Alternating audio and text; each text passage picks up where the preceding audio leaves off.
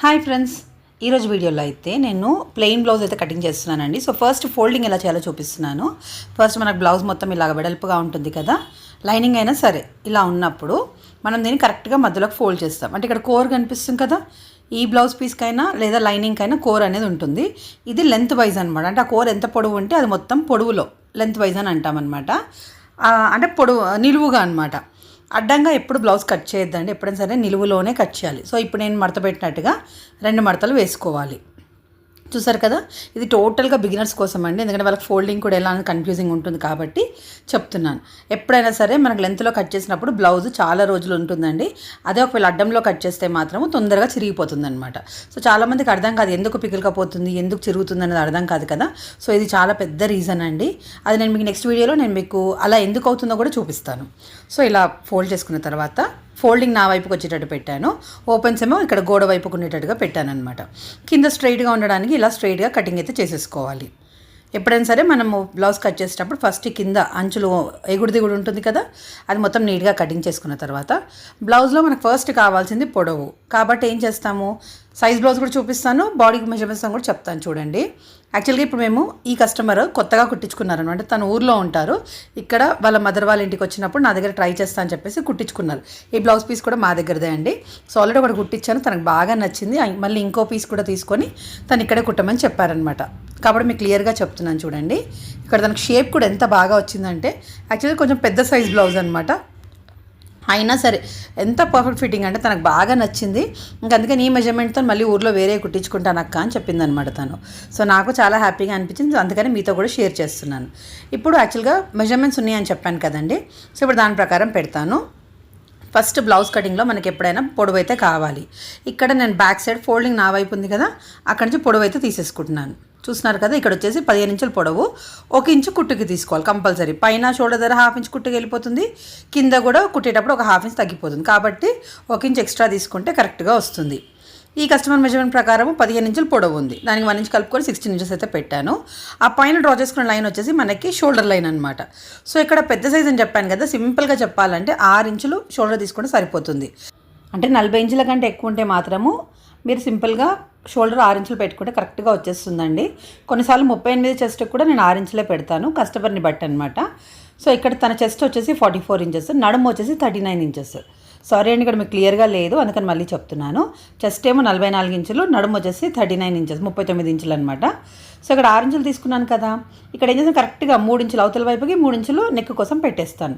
ఈ విధంగా చేస్తే ఏంటంటే కొంచెం యంగ్ ఏజ్ వాళ్ళకి బాగుంటుంది, వెనకాల మంచి వెడల్పుగా వస్తుంది, అలాగే వాళ్ళకి కంఫర్ట్గా కూడా ఉంటుందన్నమాట. సో చూసారు కదా, అక్కడ డ్రా చేసాము. తర్వాత ఆమోల్ కోసం కూడా ఇలా స్ట్రైట్గా లైన్ డ్రా చేశాను. అంటే చంక భాగంలో డౌన్ తీసుకున్నది ఎంత అంటే 6 ఇంచులు అనమాట. సో 6 ఇంచులకు ఎదురుగా ఒక లైన్ అయితే డ్రా చేశాను. చూసారు కదా, ఇక్కడ వరకు అయిపోయింది కదండి. ఇప్పుడు ఇక్కడ మధ్యలో మనము ఆమోల్ రౌండ్ కూడా తీసుకోవాలి కదా, అది ఎంత అనేది కూడా మనకి బ్యాక్ నెక్ మీద ఆధారపడి ఉంటుంది. సో ఇక్కడ కస్టమర్ నెక్ వచ్చేసి చాలా డీపే అండి. అంటే తన డీప్ వచ్చేసి మొత్తంగా 11 ఇంచెస్ అనమాట. సో చెప్పాను కదా, కస్టమర్ చాలా హైట్ ఉంటారు, ప్లస్ హెల్తీగా కూడా ఉంటారు. కాబట్టి మనం ఇంత డీప్ తీసుకున్నామని వాళ్ళకి చాలా బాగా సెట్ అవుతుందన్నమాట. తర్వాత ఇక్కడ ఇంత డీప్ ఉంది కాబట్టి ఇక్కడ నుంచి నేను 1.25 తీసుకుంటాను. అదే ఒకవేళ నెక్ 9 ఇంచుల కంటే పైకి ఉంటే మాత్రం 1.5 ఇంచులు తీసుకుంటాను. ఇది కరెక్ట్గా వచ్చేస్తుంది అనమాట. అంటే చంక భాగంలో ఎటువంటి ముడతలు రాకుండా పర్ఫెక్ట్గా వస్తుంది. ఇప్పుడు మనం చెస్ట్ తీసుకోవాలంటే 44 ఇంచులు కదా, అందులో 4వ భాగం అంటే 11 ఇంచులు, అంటే 11 4 44 కదా, అలా తీసుకోవాలన్నమాట. అక్కడ తీసుకొని 2 ఇంచులు ఖర్చు కోసం కూడా తీసుకున్నాను. అలాగే ఇప్పుడు కింద నడుము వచ్చేసి 39, అంటే ఎంత అవుతుంది, 10 ఇంచులు వస్తుంది 4 భాగాలు చేస్తే. దానికి 1 ఇంచు కంపల్సరీ కలుపుకుంటాం, ఎందుకు, కింద డాట్స్ తీసుకుంటాం కదా. కాబట్టి ఇక్కడ ఇదంతా ఖర్చు అనమాట. సో సారీ, నేను నిజంగా చెప్తున్నాను, ఇక్కడ ఫస్ట్ నేను గమనించలేదు అసలు, చాక్ పీస్ మార్క్ అనేది క్లియర్గా లేదు. కానీ నేను మీకు చెప్పే పాయింట్స్ అన్ని క్లియర్గా చెప్తున్నాను. మీకు ఇంకా ఏమైనా డౌట్స్ ఉంటే నాకు కమెంట్ సెక్షన్లో అడగని తప్పకుండా చెప్తాను. అండ్ ఇక్కడ డీప్ ఉంది కదా నెక్, కాబట్టి నేను ఇది 4 ఇంచులు మాత్రమే తీసుకున్నాను ఈ లైన్. ఇది ఎందుకంటే వెనకాల డాట్స్ కొడతాం కదా దానికోసం. ఇక్కడ తర్వాత 1/2 ఇంచ్ పైకి కంపల్సరీ తీసుకుంటాం, ఇది మీకు తెలుసు కదా. సో చాలా బాగా వస్తుందండి. ఎంత లావు ఉన్నా సరే మీరు ఈ మెజర్మెంట్స్ ఇట్లా పెట్టుకున్నారు అంటే మాత్రం చాలా పర్ఫెక్ట్గా వస్తుంది. అంటే ఈ కస్టమర్ సైజ్ ప్రకారం ఇలాగా జస్ట్ ఫార్ములాస్ అనమాట. చెస్ట్ ఎంత ఉంటుందో దాన్ని 4 భాగాలు చేసి పెట్టుకోవాలి, నడుము ఎంత ఉంటుందో దాన్ని కూడా 4 భాగాలు చేసి పెట్టుకొని 1 ఇంచ్ ఎక్స్ట్రా తీసుకోవాలి నడుము దగ్గర, వెనకాల డాట్ కోసం అనమాట. ఏ సైజ్ వాళ్ళకైనా సరే 1 ఇంచ్ ఎక్స్ట్రా ఉంటుంది. కొంతమందికి మాత్రం ఒక 1.5 ఇంచ్ అట్లా ఎక్స్ట్రా ఉంటుంది అంతే. సో ఇప్పుడు ఇక్కడ వచ్చేసి నేను చంక భాగం మెజర్ చేస్తున్నాను. అంటే మనకు కరెక్ట్ వచ్చిందో లేదో చూసుకోవాలి. కరెక్ట్ వస్తే అంతే పెట్టచ్చు. లేదు ఎక్కువైంది అనుకోండి, అప్పుడు చంక భాగం లైన్ పైకి డ్రా చేయాలి. లేదు తక్కువైంది అనుకోండి, అప్పుడు ఏం చేయాలి, ఒక చంక భాగంని కొంచెం కిందికి డ్రా, అంటే 6 తీసుకున్నది 6.5 చేసుకోవచ్చు. లేదు అంటే ఒకవేళ ఎక్కువ అవుతుంది మెజర్మెంట్ అంటే మాత్రం పాదకు వారు పెట్టుకోవచ్చు అనమాట. సో ఈ విధంగా చంక భాగంని మనం అడ్జస్ట్ చేసుకోవాలి. చెస్ట్కి చంక భాగం రౌండ్కి పర్ఫెక్ట్గా సెట్ అవ్వాలన్నమాట. యాక్చువల్లీ నేను మీకు ఇక్కడ బ్లౌజ్తో ఎందుకు కొలిచి చూపిస్తున్నాను అని అంటే, ఇది ఆల్రెడీ తన మెజర్మెంట్స్తోనే కుట్టామన్నమాట. తనకు పర్ఫెక్ట్గా సెట్ అయింది, అందుకని అదే మెజర్మెంట్తో మళ్ళీ మీకు చూపిస్తున్నాను. అలాగే చంకభాగం నేను ఎప్పుడు చెప్తాను కదా, ఒక 1/2 ఇంచ్ లోపలికి డ్రా చేసిన తర్వాతనే మెజర్ చేసుకోవాలండి. అప్పుడే మీకు కరెక్ట్గా వస్తుంది. ఇక నాకు పర్ఫెక్ట్గా వచ్చేసింది అనమాట. ఇలాగా ఖచ్చితంగా చెక్ చేసుకోండి. సో ఇప్పుడు ఇక్కడ వరకు అయితే అయిపోయింది కదా. సో అంతే అండి, ఇప్పుడు ఇదంతా కటింగ్ చేయడం అనమాట. చాలా ఫాస్ట్గా అవుతుంది, చాలా సూపర్ ఫిట్టింగ్ వస్తుంది, అదైతే చాలా గ్యారంటీ అండి. సో ఇక్కడ బ్యాక్ పార్ట్ కూడా అయిపోయింది, కాకపోతే నెక్ మాత్రం కట్ చేయలేదు. ఎందుకు అంటే ఎవరైనా బిగినర్స్కి ఫ్రంట్ పార్ట్ డ్రా చేసేటప్పుడు చాలా ఇబ్బంది అవుతుంది అనమాట. కాబట్టి నెక్ ముందే కటింగ్ అయితే చేయకండి. ఇప్పుడు ఒక వైపున మనం బ్యాక్ పార్ట్ కట్ చేసుకున్నాం, కరెక్ట్గా దానికి అవతల వైపున అంటే లాస్ట్ ఎండ్కి ఇక్కడ మనం చేతులు అయితే కట్ చేసుకుంటాం. సో ఫోల్డింగ్ నా వైపు ఉండే కదా, దాన్ని నేను మళ్ళీ ఒకసారి మడిచాను. మొత్తంగా ఇప్పుడు బ్లౌజ్ వచ్చేసి 4 మడతల పైన ఉందన్నమాట. చూసారు కదా. ఇప్పుడు కింద కూడా సేమ్ స్ట్రైట్గా కట్ చేసుకోవాలి.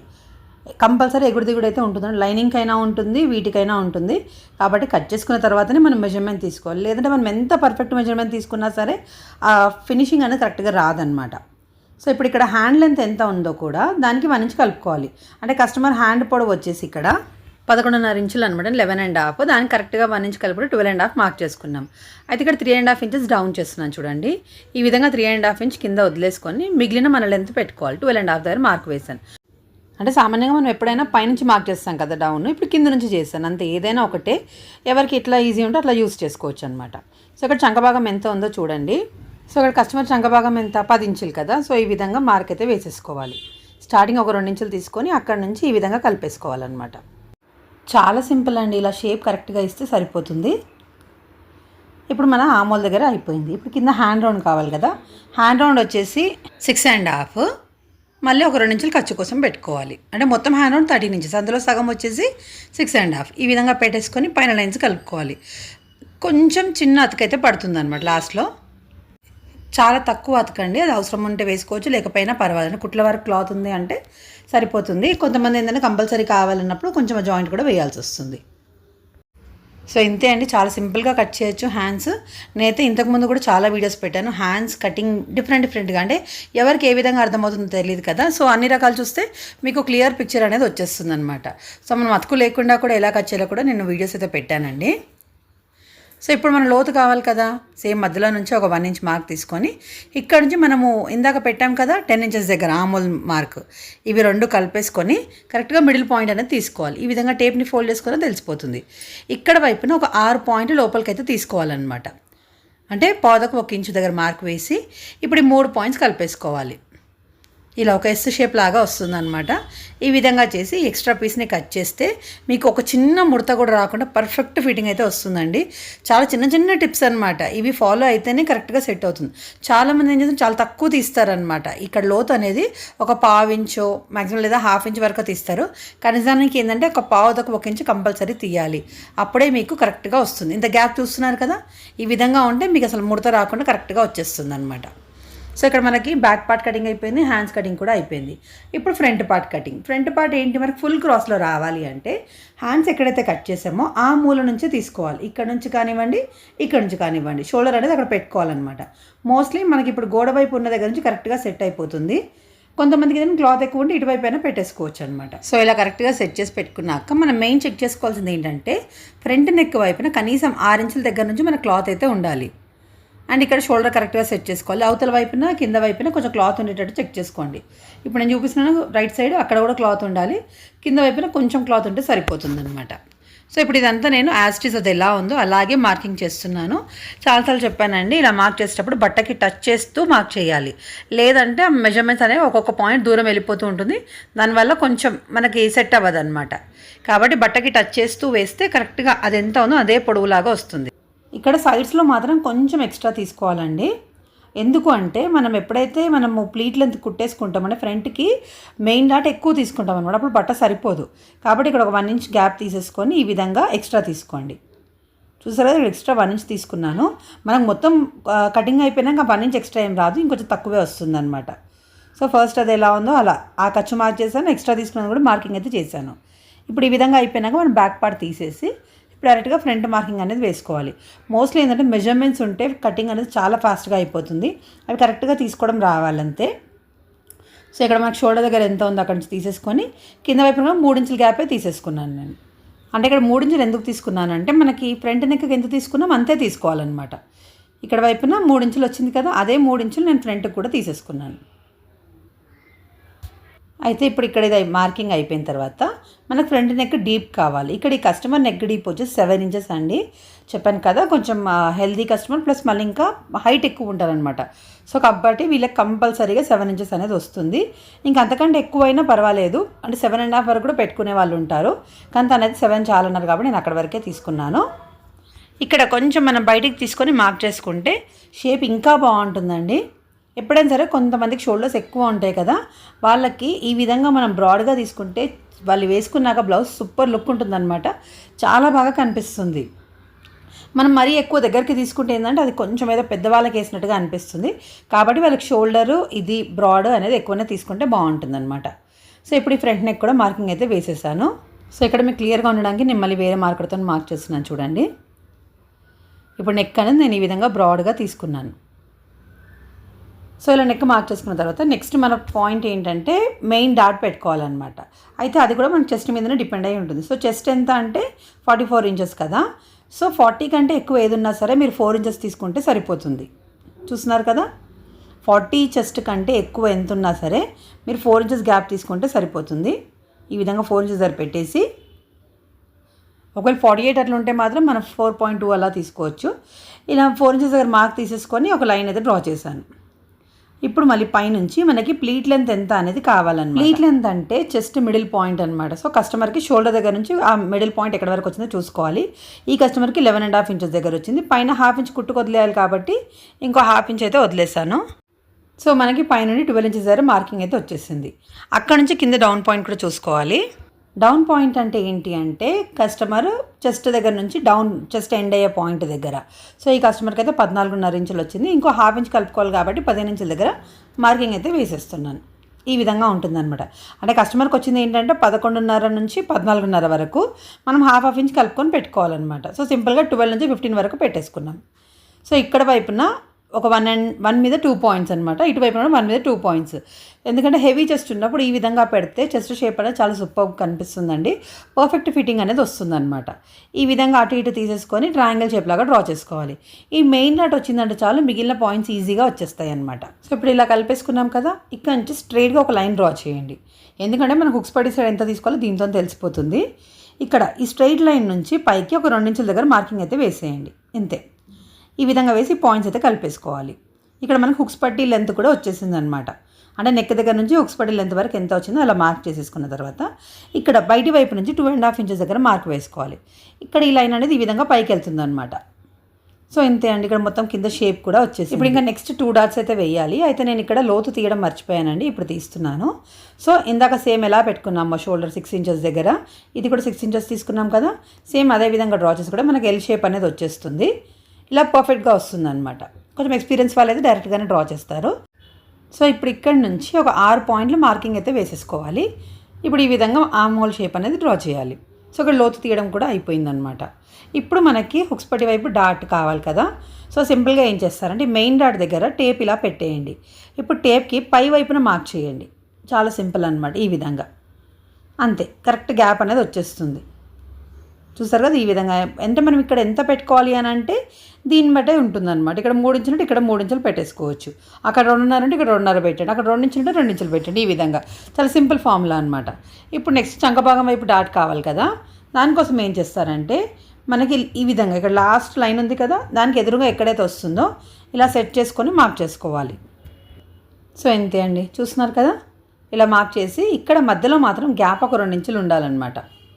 ఇప్పుడు మనకు పైనుంచి అంటే కొంచెం కన్ఫ్యూజింగ్ ఉంటుంది కాబట్టి ఇలాగా మెయిన్ డాట్ నుంచే వేసేయచ్చు. ఇప్పుడు లాస్ట్ 4th డాట్ కూడా ఇలాగే అండి. ఈ 2 డాట్స్కి మధ్యలో నుంచి ఒక మార్క్ వేసేసుకొని ఈ విధంగా స్లాంటింగ్ లైన్ అంటే కిందికి వంపేటట్టుగా లైన్ అయితే డ్రా చేసుకోవాలి. ఇంతేనగా ఫ్రంట్ పార్ట్ మొత్తం మార్కింగ్ అయితే అయిపోయింది. ఇప్పుడు సింపుల్గా ఇవంతా కటింగ్ చేసుకుంటే సరిపోతుంది. ఇప్పుడు ఇదంతా కటింగ్ చేయడమేనండి, అంతే. ఇక్కడ కట్ చేసుకున్న తర్వాత వెనకాల మార్కింగ్స్ ఎలా వేసుకోవాలి, తర్వాత ఎక్స్ట్రా ఎందుకు తీసుకున్నామో కూడా చెప్తాను. ఇలా వెనకాల వైపున కరెక్ట్ మార్కింగ్స్ రావాలంటే ఫస్ట్ సిజర్తో ఇలా చేసుకోవచ్చు, లేదంటే ఇలా ఫింగర్ పెట్టేసి చెక్ చేసుకోవచ్చు, లేదంటే ఇంతకుముందు వీడియోస్లో చూపించానండి సూదితో కూడా మనం కరెక్ట్గా వచ్చేటట్టు సెట్ చేసుకోవచ్చు. ఇప్పుడు ఈ విధంగా ఈ మార్కింగ్స్ అని వేసుకున్న తర్వాత ఇక్కడ నేను మీకు ఎక్స్ట్రా ఎందుకు తీసుకున్నామని చెప్తాను. ఇప్పుడు మెయిన్ డాట్ ఉంటుంది కదా, ఈ విధంగా మనం ఫోల్డ్ చేసుకొని కుట్టేసుకుంటాం. తర్వాత మనకి సైడ్కి బట్ట ఉండాలి కదా, అది ఇక్కడ నేను చెక్ చేసి చూపిస్తున్నాను చూడండి. స్టార్టింగ్ కొంచెం కుట్టుకు వెళ్ళిపోతుంది. తర్వాత ఇక్కడ నడుము సైజ్ ఎంత మనకి 10 ఇంచులు రావాలి. దానికి మళ్ళీ 2 ఇంచులు ఖర్చు కోసం కావాలి.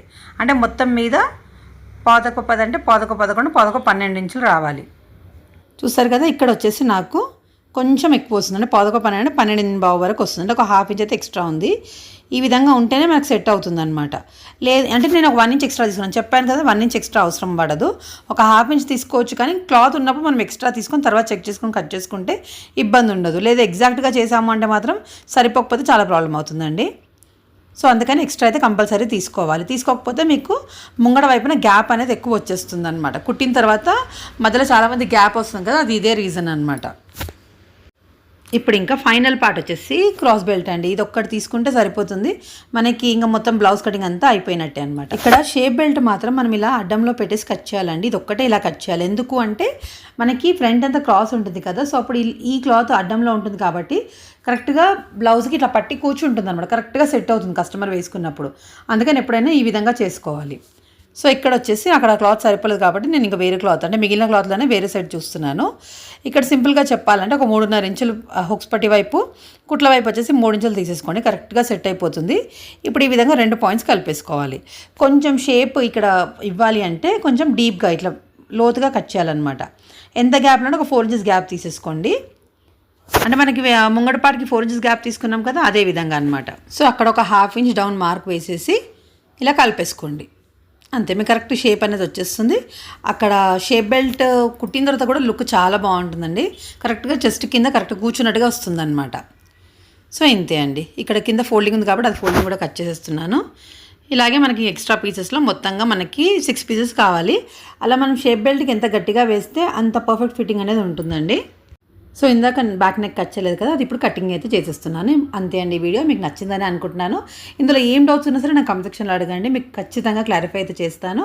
అలాగే ఛానల్ని కొత్తగా ఎవరైనా చూసినట్లయితే మాత్రం సబ్స్క్రైబ్ చేసుకోండి. నా వీడియోస్లో చాలా టిప్స్ ఉంటాయండి, ఈజీగా నేర్చుకోగలుగుతారనమాట. ఇంకా అది కూడా వితౌట్ మిస్టేక్స్, అంటే ఏదో ఒకటి అన్నట్టు కాకుండా పర్ఫెక్ట్ టిప్స్ అయితే ఉంటాయండి.